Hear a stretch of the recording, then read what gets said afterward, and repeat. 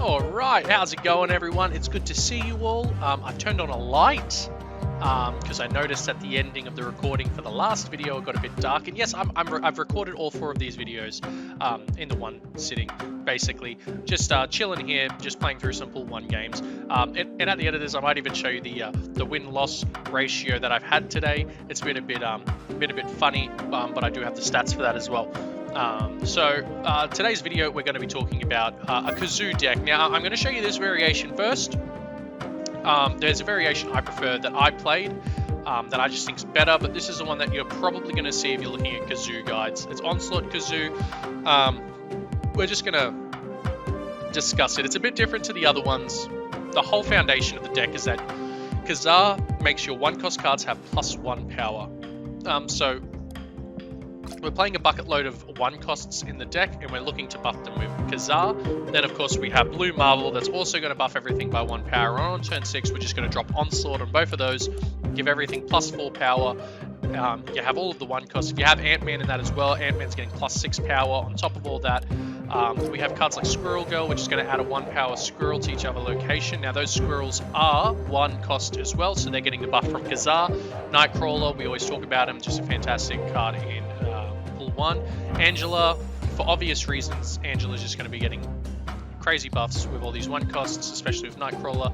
Rocket Raccoon, we've discussed Rocket Raccoon before in the Unrevealed deck. He's getting +2 power if your opponent played a card there. There's no way to double up on that, but he's going to get the buffs from Kazoo and Blue Marvel. So if you do manage to get him up to a 1/4, you know, he could be a 1-cost 8 if you get this combo off. Electra is just going to counter other 1-cost cards. Electra is just another decent 1-cost card that we're playing. And then the rest of it's just kind of filler. Depending on what we have, we kind of want to be playing our 1-costs more than anything. You know, maybe Angela on turn 2, then 3 more 1-costs, and then 4, 5, 6, right? So all the rest of it's kind of filler if we don't see that. Medusa, Medusa after getting the buff is just kind of decent to put in any of your Pool 1 decks. I don't know if we've really discussed how good Medusa is up until this point, but if you are struggling to fill one of your decks, Medusa is just a good card. It's a 2-cost 5 power when played in the middle. You're going to play her in the middle unless Inner Sanctum's in the way, or Death's Domain, or one of those sort of locations where you can't play a card there. Mr. Fantastic as well is just going to be decent here, especially with the Onslaught. If you've got nothing else, you can play it and you're putting +4 power into the other locations. Cosmo to counter those pesky Unrevealed decks. You could also play Enchantress if you wanted to counter Spectrum decks. If you're seeing it, you just have to be careful that you don't accidentally Enchantress your own cards. And then, of course, Kazoo, we already discussed. And Onslaught, we've discussed before as well, but it doubles the other ongoing effects at that location. So, this is the general play-by-play, right, of this sort of build. We're going to do things a bit differently in this, and I'm just going to jump into one game just to kind of show you it, and then we'll discuss it a bit more. I'm only going to play one game of this variation, because in Infinite Rank, in Pool 3, Killmonger exists. Most decks are going to play Killmonger. And if they see it, we just lose. That's how this deck kind of plays out. So we are just going to do just one game with this variation of Kazoo, and we're doing it early on, and then we're going to go back to talking about cards. Savage Land's pretty good for this deck because they are 1-costs, so we don't have to stress too much about that. This hand doesn't have any of our 1-cost cards, so it is what it is. We do have Angela though, so we can start building towards it. We see an Ant-Man, so we might be safe from shenanigans. Let's see what they got. This just in. Cosmo. I'm also playing Cosmo. Alright, so we'll play our Angela there. They're going to reveal first. If they Cosmo in the mid, then we are pooped. Elysium's interesting here. I want to play Squirrel Girl or Rocket Raccoon in there, but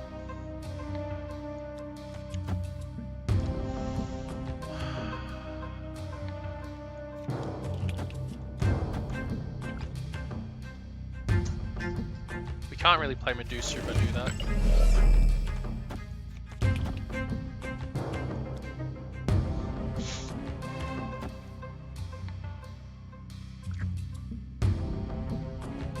If they play Cosmo in mid, we can't play Medusa anyway.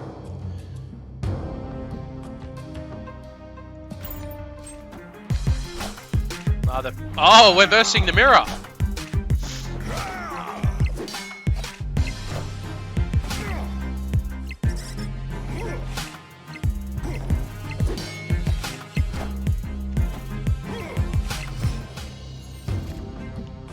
got Onslaught.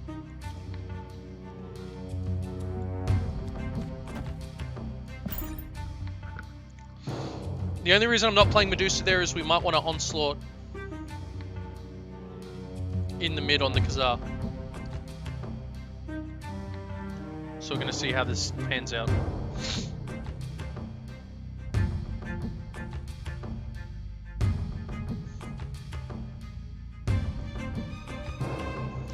If I see Blue Marvel, I'll Blue Marvel on the right. But it depends if we draw Blue Marvel.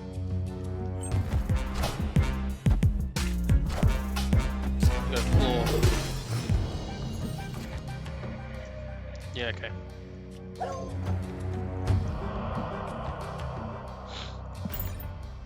We'll Onslaught on the right. Just because Blue Marvel is going to hit more. We reveal first, so I'm not worried about their Cosmo. This could be a Spectrum deck.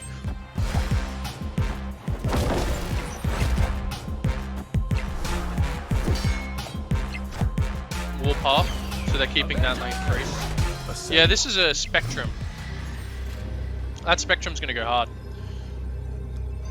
So it's all or nothing on here, really. We're basically guaranteed to win right. They're going to win mid. Do we win left? Spectrum comes down. It's only buffing the cap. Yeah, we win. Okay. Victory. Alright. I'll take that first win with that deck. We kind of got lucky that it wasn't any other deck. So that was a Spectrum deck. So there you have it. You just saw a Spectrum deck live in Infinite Rank Pool 3. You kind of see that it looks pretty much the same as what we showed you for Pool 1. They were just playing Warpath instead of probably Namor. So yeah, take that how you will. That is what it is. But yeah, we got kind of lucky with the Elysium as well. We did see a decent thing of, you know, all that. Curve, that's what I'm looking for. Decent thing of all of that, yeah, makes sense. Yeah, we saw a decent curve with what we needed. We did see the Blue Marvel exactly when we needed him. Obviously, we probably would have had a better chance of winning if I went Kazaa, Blue Marvel, and Onslaught, but I was a little bit scared about their Cosmo, stopping the Squirrel Girl, because it would have kind of slowed us down a lot in power. But we did alright with that. Your only big concern, especially in Pool 1, is Electra. That's your biggest issue. And then obviously, Enchantress is a big problem for this deck because you're going 4, 5, 6 into that. And with this sort of build of Kazoo, you're generally building all your ongoings on the one location for the Onslaught, but that's going to get you punished with an Enchantress. Even how I did it, I prefer where I've split the Kazaa and the Blue Marvel, and then Onslaught one of them. You get less power, but you're less susceptible to a dirty turn 6 Enchantress, especially if you're revealing first. Now, this variation of Kazoo that I play, that I prefer, in Pool 1, you know, it is what it is. I prefer to have something like Kitty Pryde or something, but I don't think you get Kitty Pryde in Pool 1. I don't know, it's a new card that I just kind of had. Let me double check. Kitty Pryde. I don't even remember pulling her. She just appeared in my collection one day. So, I don't know if that was for a reason or not. Okay, no. Okay, she's a Pool 5 card, so I kind of lucked out on that, apparently.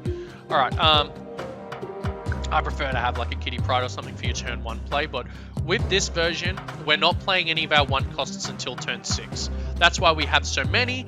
We're waiting until turn 6 to just drop everything and go nuclear. So for our turn 2, we're playing Angela or Medusa. It really does not matter which one. Turn 3's Bishop or Captain America. It does not matter which one. 4, 5, Kazaa, Blue Marvel. Ideally, if we have them, we have them. If we don't, then we play around. Pardon me, play around. And I got the hiccups for this video. And then turn 6, we're dropping all our 1 costs and we're filling the board. This splits up the risk and the danger of an Electra hitting you. When you get to Pool 2 and Pool 3, it splits up the danger of a Killmonger hitting you, and we can kind of chill out, do what we need to do for all the other turns, and then just drop a massive board on turn 3. It's not as powerful as the Onslaught, but it gets around a lot of the risks and dangers that you fall into as you play. And with this sort of build as well, we're splitting up our ongoing so that if we get Enchantress, we get Enchantress. We don't care. Now, different alternatives. If you're looking to build this deck and you're like, oh, bloody hell, I don't have a Rocket Raccoon, or I don't have this, I don't have that. As long as you have Kazoo and Blue Marvel, that's all you need to build towards this deck. As soon as you pull them, you're gaming, you're sweet. All your one costs, we can play things like Blade, we can play Quicksilver. It does not matter if we play them, because it's just fodder for our one cost. We got Misty Knight in here, right? Misty Knight, just because it's a one cost and pull one, that's just fine. It's just fine. Ideally, we don't want to play Quicksilver because we don't really want the one costs in our starting hand. We'd rather have all the rest of it and then draw into the one costs, right? Squirrel Girl's probably one of the better ones that we can get our hands on, and then Ant-Man, all the rest is just extra. Elektra's going to be fantastic to hit the opponent Ant-Man or the opponent Nightcrawler, just to reduce some of their power. Even if they have a Rocket Raccoon, if we can hit that, beautiful. And then it just goes from there. So whatever other one costs you have, just fill it up. If you have Kazoo and Blue Marvel, go for the moon. Your 2 costs, your 3 costs, like this could be Mr. Fantastic, doesn't matter, right? You can, hell, make a Punisher, it does not matter. The 1 costs are where this deck's going to shine, the rest of it you can fill. I really like Bishop for this because after every card you play, Bishop gets +1 power. I just realized we haven't talked about Bishop at all for this entire series. So Bishop's really good. Is pull 1 card, after you play a card, this card gets 1 power. So with Bishop, you know, you're playing, hey, as many cards as you can on turn 6. So if you've played Bishop on turn 3, then you play Kazoo on turn 4, he gets +1. Blue Marvel +1. Then he also gets a buff from Blue Marvel. And then you play as many of them as you can. Beautiful. Angela, we already know Angela's fantastic. So if you're dropping all of them on an Angela, if we're playing Angela on turn 6 with, you know, 3 1-cost cards, we're happy days. So this is how I prefer it. And as you know, get more cards, there are better things you can be putting in it. I think Nebula is pretty good in a Kazoo deck because it is a card you can play on turn 1. If you have Nebula in your opening hand, this is one that we want to play on turn 1 because every turn, if your opponent doesn't play there, she's getting +2 power. So you can just put it down, it doesn't matter. If she gets popped, it doesn't matter, it's fine. It was just there to provide some sort of value. Sunspot used to be in that position for me because at the end of each turn, he gets +1 power for each unspent energy. The only issue with that is with Sunspot is ideally we're playing on curve 2, 3, 4, 5, and then 6. So it's not as good. And then after that, it's just good cards, right? So if you don't want to play Medusa, Scarlet Witch is a good option. Like I said, we've said it in other videos of ongoing cards, Isle of Silence is a pain in the butt. So if we can Scarlet Witch away that, you know, we're happy with that. Or just any other problematic location that we don't really want to deal with, Scarlet Witch can deal with. So instead of Medusa, you could play that there. But overall, this is generally how you're going to be playing the deck. And then as you progress, and you get different, you know, 1-cost cards, maybe M'Baku, you know, jumps in there. If this is in the deck at the end of the location, jumps to a random location. You know, maybe you throw him in. You just, you know, Bast could be pretty good. Sets the power of Angela and Bishop to 3, also any of your other 1-costs. So that's also another option for a Kazoo deck, just to put everything up at 3. I did mention Kitty Pryde earlier. I like Kitty Pryde as well, just as a card that you can just throw out every turn. But again, same issue as Sunspot is at some point we want to be playing on curve 2, 3, 4, 5, and we don't really have that extra energy for a Kitty Pryde, so that's where Nebula's kind of a bit better. Iceman and Korg are good 1-cost cards when you get them. I think they're pull 2. But in this variation, they are not as valuable because we want to play all our 1-costs at the end of the game. So we're probably still looking at a layout similar to this. If anything, we're swapping out Misty Knight and Nightcrawler for other cards. Like I said, Bast or maybe Nebula or M'Baku. Yondu also suffers the same fate. Now, if you're looking for cards that you can throw in, Blade is one that I see in a lot of builds, and it's fine because as long as we're not discarding the 4 or 5, it doesn't really matter what else we discard. Especially if you're playing in this variation, like we could swap out Misty Knight for Blade. It doesn't matter because we're going to be playing Blade at the end of the game, and he's just more power. He's a 1/3, so it doesn't matter on turn 6 if we're dropping him. Other than that, yeah, you don't really change too much of the rest of it. I'd probably still play this even at turn 3. Maybe the cap gets swapped, but I'm not too sure about that. It'd just be those few 1-costs as you build up, and I think it's still a solid deck even going forward. So solid, I feel confident going in, and we should be able to catch a couple of dubs. So we've already played one game with the other Kazoo deck. We'll just play 2 more and see how this goes. With this variation, this is my preferred way to play Kazoo in this sort of tempo. So we'll see how it goes for us. That's a pain. This location, pain in the butt. Our Nightcrawler now costs 2. That's going to affect us. Hopefully not by a lot. As for everything else, we're kind of in a pretty good position. I wish we had a turn 2 card, but we've got our 3, 4, 5.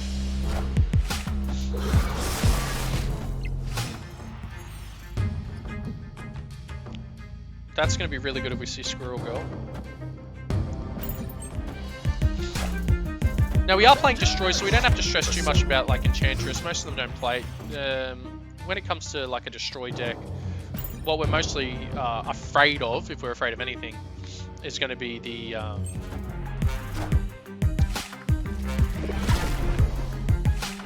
Killmonger. Sorry, I had a mind blank. Killmonger on turn 6, but as long as we're losing by turn 6, as long as we're losing by turn 6, I think we're fine. Hopefully they're playing the left. So I don't want to get done in, but yeah, okay. I'll take that. So this should guarantee that we're losing, so even if they kill Killmonger, we should be fine. They're going to have a really dirty null next turn though. Oh good, I was going to say I hope we see Squirrel Girl, because the Squirrel in Washington DC gets +3 power. So we're going to drop Squirrel Girl there, before we do anything. I think they're going to play Null on left. So because of that, I kind of want to build up my right.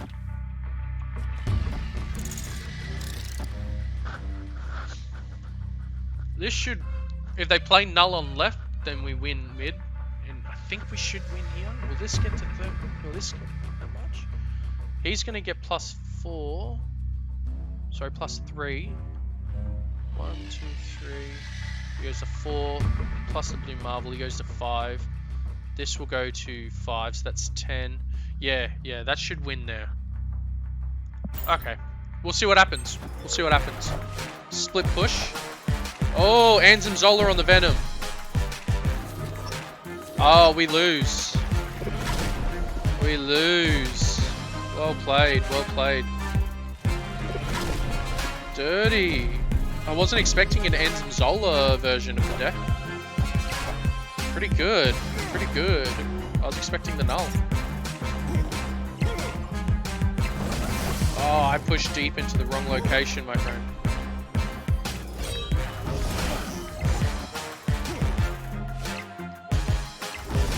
That was close, though. That was close. We nearly pushed 25 power on one location. 22. Ah, that's a shame. That's a shame. But that was good. Well played. Well played to them. You can imagine playing this in pool 1 where you're not versing strategies that can push out so much power and almost for free. Like, this is pretty strong. And the way that we're able to get around common counters. If I wasn't versing that deck and I was scared of an Enchantress, I would not have played both Blue Marvel and Cap in the same location. Quantum Tunnel, that's going to be a funny one to play around for us. Our Angela's going to end up pretty weak.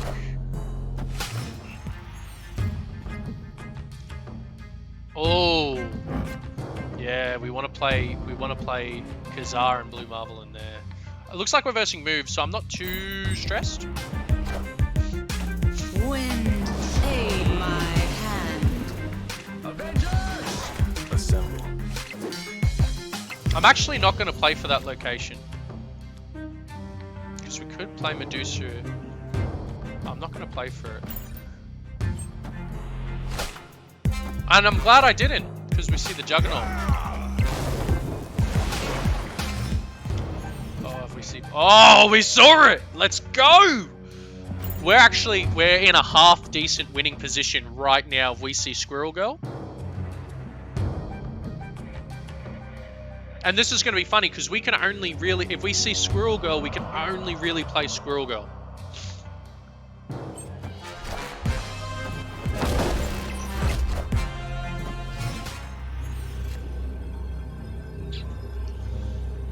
Fuck. So we just go. It's kind of weak. Be better off going. Take the retreat. We'll take the retreat. Let's go. Let's go. Let's go. Ant-Man would have been getting +6 because of Citadel. +2 more from Kazoo and +2 more. So he would have been getting +10. He would have been an 11 power. And then this would have been getting +4, so 7 power there. Like, we wouldn't have beaten this if they, like, moved or whatever. But I felt pretty confident with that split push there. I think I made the right option, not even trying to contest the Storm, especially since Juggernaut came out. I'm pretty happy with that. I think Kazoo's probably the best deck in Pool 1. So if you're playing in Pool 1 and you're like, oh, well, what's the best way to go? I think that's the way to go, and you just saw it. It doesn't even matter, right? Most of the time, if you can even play a bunch of it. That last game, I was only going to be able to play 2 1-cost cards at the end. With the right collection of locations, you're in the right position. Onslaught Citadel for this deck, whoa, you can feel pretty good about it.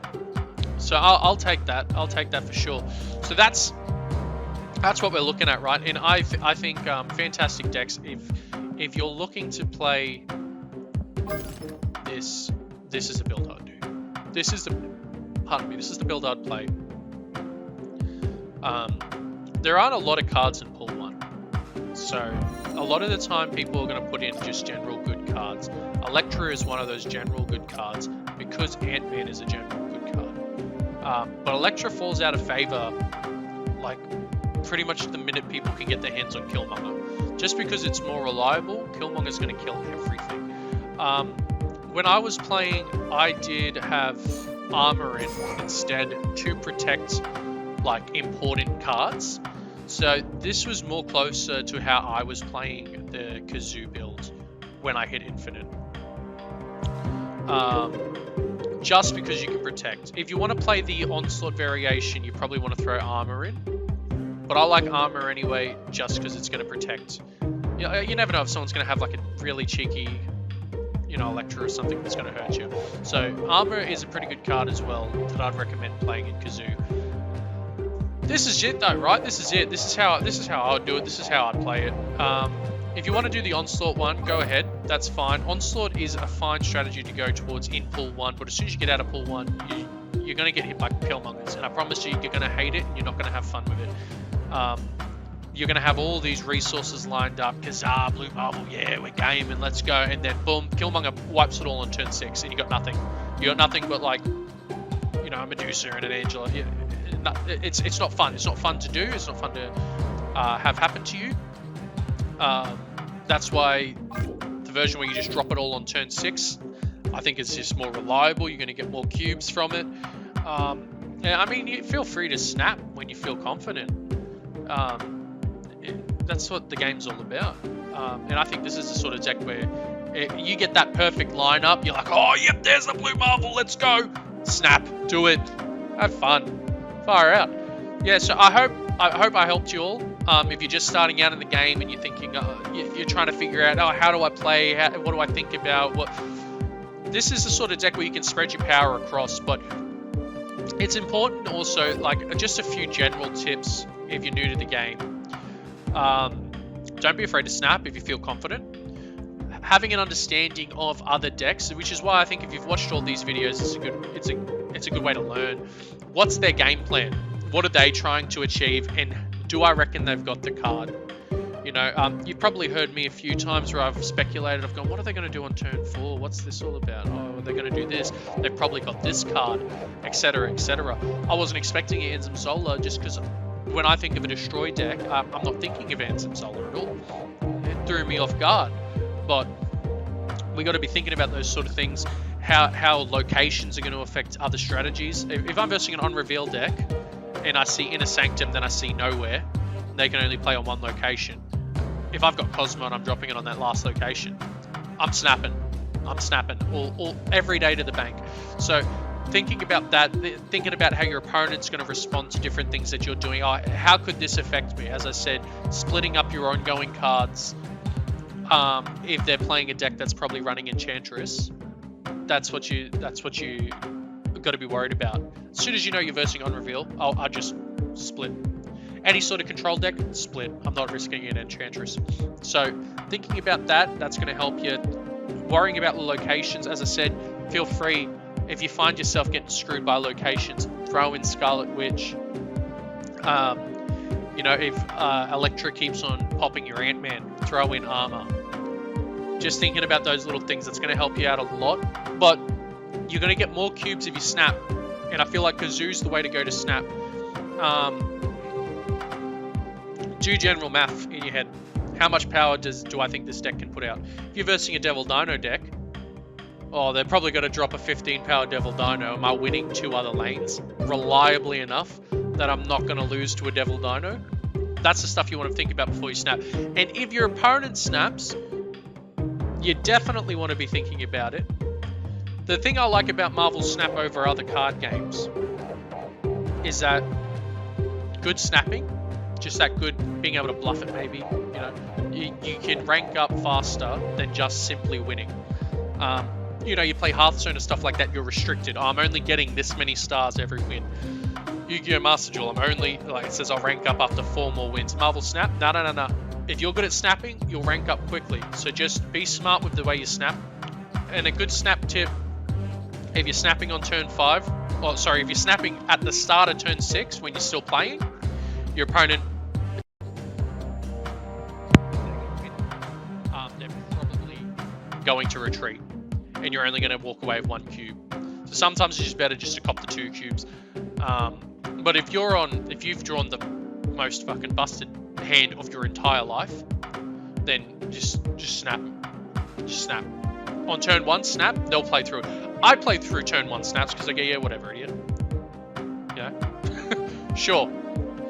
But you're also going to be careful on a turn 1 snap because sometimes the location is just going to put you down. So, I mean, you could probably find a video on like a masterclass of snapping, but think about it, how you're snapping, if you're going to win, how confident do you feel?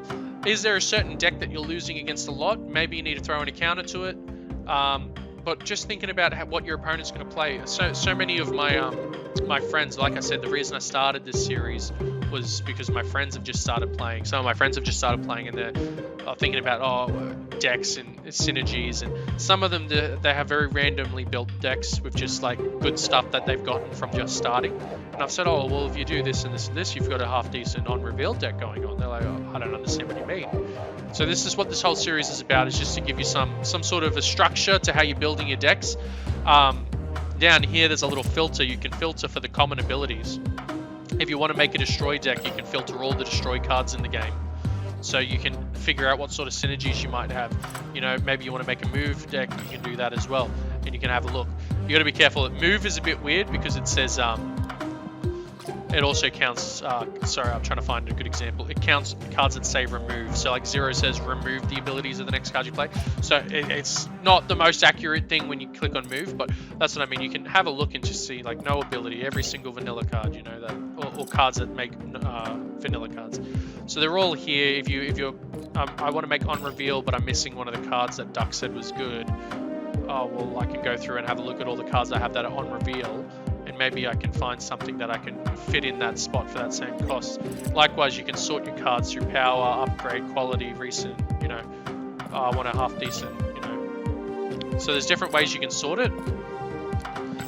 That I find that helps me when I'm trying to think of a way to build my decks. When I'm thinking, oh, I'm not really liking this build, or I'm missing a certain card that's really good, especially when you get to pool 3. I'm missing this really powerful pool 3 card. What's a good alternative? I might just go, well, it was 2 cost. I'll sort through energy. I'll just have a look at all the 2 cost cards and see if there's one that I think could reasonably replace that card. A deck I've been enjoying recently, Sarah Control. I'm missing a very important 2 cost card that I've replaced with Black Widow just because it's still relatively control-y. So just little tips like that, I hope is going to help you sort of figure out, oh, how am I going to play this deck? How am I going to make this deck? It's a super fun game. You don't need to spend a dime. You know, the only thing I really buy in this is the season passes. So if that's all you're buying as well, I've been playing for, you know, I took a few months off and came back and I'm 3,765. So you can do it too. Just playing through. I'll show you the win-loss as well. If you're curious how I've gone today, just playing. It's not great. I've been playing a lot of Move to try and get this quest done where I need to have Ghost Spider in the deck, and she's a Move card. And I don't like playing Move, so I've been making really stupid mistakes. So on a 10-13 for that, win rate of 43.5%. Not happy with it. I've lost 12 cubes, but we move. That's a bit of a joke because it's a Move deck. I like these new. This is new, the weekend missions. So yeah. Anyway, have fun with the game. Let me know if there's certain like video ideas that you want me to do where I talk about different sort of decks. That's kind of where I'm going to keep going with this, is I'm going to discuss different decks. We're going to look at some Pool 2 decks that I enjoyed while I was in Pool 2. I will say Pool 2 was I wasn't in that very long. From Pool 1 to Pool 2, I was reasonably like one whole season in Pool 1. As soon as I got to Pool 2, it was like before I knew it, I was pulling Pool 3 cards. And then early Pool 3 was probably the biggest struggle I had in the game, which was why I took a break, because I was just there's so many Pool 3 cards you can get, and I felt like I was just getting the most rotten garbage cards that weren't usable, and I'm versing people who have Killmonger. I was still playing Kazoo. I was playing Kazoo all through Pool 2, but Killmonger was just so prevalent once I hit Pool 3 that I was like, it's just impossible. I found it very difficult. So yeah, but we will discuss. That's when you can start looking at like destroy and discard a little bit more. There's a little bit of variation there. So we'll discuss those decks. I'll try not to make it like the same stuff, because honestly, I feel like, yeah, these decks kind of do all right in Pool 1. Kazoo doesn't really change too much. We already discussed what you'd put in, but for the most part, it's the same playstyle. So I probably won't talk about like a Pool 2 Kazoo, just because all you're really putting in there is probably like Sunspot or something. You know, I can't remember if Sunspot's Pool 3 or not, but you get what I mean. You're probably just throwing in a couple of different Pool 1 cards. Level 1 cards. But it doesn't change too much. Spectrum, we've already discussed, doesn't change too much. You even saw me versus Spectrum deck, doesn't change too much. On reveal, we'll probably have another look at on reveal maybe in Pool 3, but I don't think it changes too much in Pool 2. I will double check though. But the cards that I think of for like a built up on reveal deck are different. We might have a look at Devil Dino again in Pool 2, because I think that has a few different changes, but if it's not a great deal, we'll leave it for Pool 3. But we will be looking at Move, Destroy, Discard in the Pool 2 deck discussions, just because they get a few more cards that make them a bit more playable, a bit more reliable. They have kind of more of a game plan in Pool 2, I feel. So we will look at them in Pool 2, and then we're going to revisit all this when I start just discussing general Pool 3 decks, like current decks. Because once you get to Pool 3, that's when you unlock these different parts of the shop, where you can use your collector tokens to get cards that you're missing. Every season you can claim a Season 3 card, a Pool 3 card. So that, yeah, you get a lot more ways to build the decks that you want once you unlock the Pool 3 side of things. So we'll have a look at all that later on down the line in the next couple of videos. But I hope these guides have been helpful for you. I know I've flapped my yabba for ages at the end of this video, but since this is the end of the series, I just kind of wanted to have that sort of bit of a discussion with you guys. And good luck. I hope you hit Infinite in Pool 1. I reckon you can. I think Kazoo's the way to go. But, you know, if the video is popular and everyone's playing Kazoo, just start throwing Electra into your Devil Dino decks. You know, have a bit of fun with it. Throw Enchantress in it, screw it. Just start hitting the Kazars. I don't know. Anyway, have fun, guys. Keep on snapping or whatever. I don't know. Hooroo.